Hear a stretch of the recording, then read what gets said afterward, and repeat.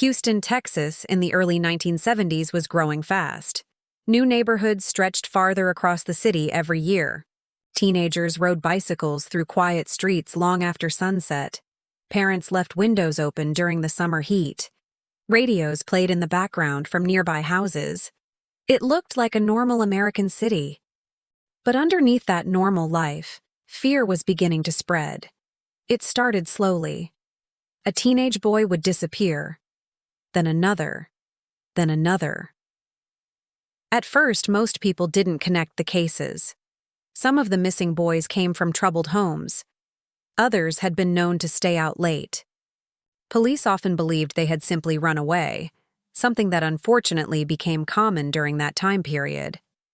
But the families felt something darker was happening. Mothers stayed awake all night waiting for footsteps on the porch. Fathers searched empty lots and drainage canals with flashlights. Missing posters started appearing on poles, storefronts, and gas stations across Houston. Still, nobody knew that one man was at the center of it all.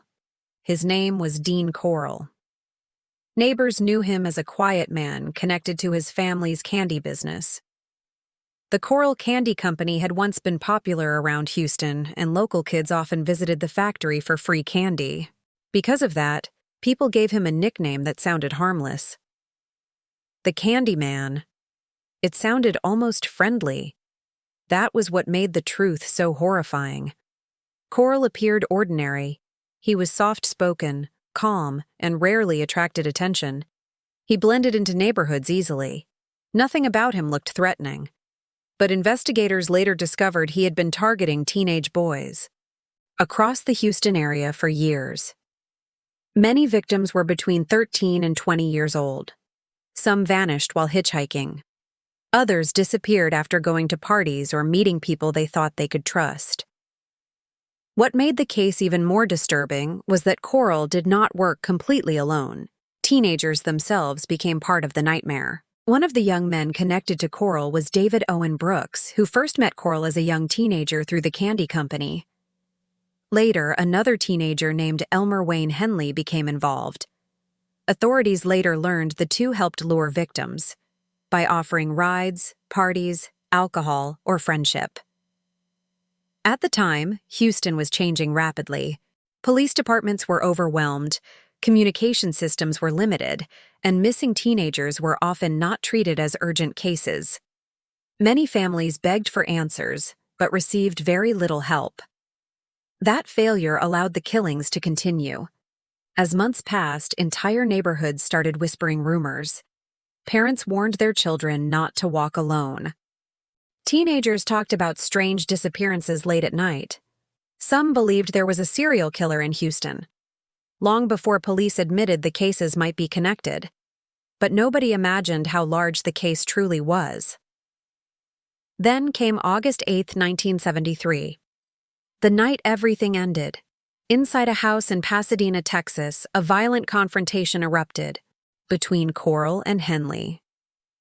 According to Henley's later statements, Corll had tied up several teenagers inside the home and threatened to kill them. At some point during the argument, Henley grabbed a pistol. He fired multiple shots into Corll. The Candyman was dead. When police officers arrived at the house, they initially believed it was simply another murder scene. But almost immediately, things felt strange. Henley appeared nervous but cooperative. Then he began talking. What he told investigators sounded impossible. Henley claimed Corll had murdered dozens of boys. At first, officers reportedly struggled to believe him. Then he led them to a rented boat shed in southwest Houston. The moment investigators entered the shed, they noticed disturbed dirt beneath the floorboards. Officers began digging. Within a short time, they uncovered human remains.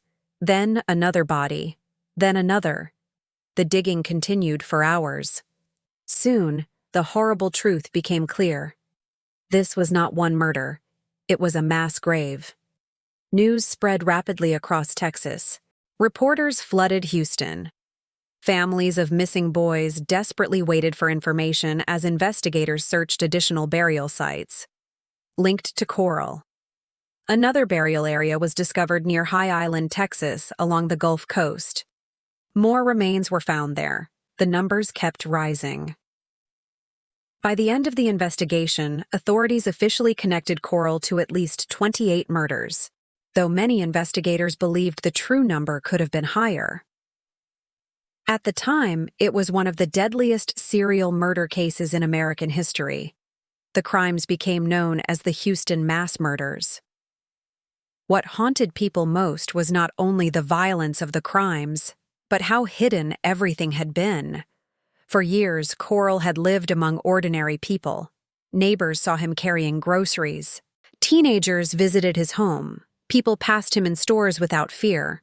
Nobody knew what was happening behind closed doors. The case also exposed serious failures in how missing children and teenagers were handled during that era. Many victims were initially dismissed as runaways, delaying investigations that might have saved lives. Even today, decades later, the story still feels unreal to many Texans. The old neighborhoods connected to the case still exist. The streets are still there. Some of the houses are gone now, torn down over the years, but the history remains buried beneath Houston's memory. And what makes the story of the Candyman so terrifying is not just the crimes themselves, it's the fact that evil did not appear as a monster, hiding in darkness. It appeared as someone ordinary, someone familiar, someone people trusted.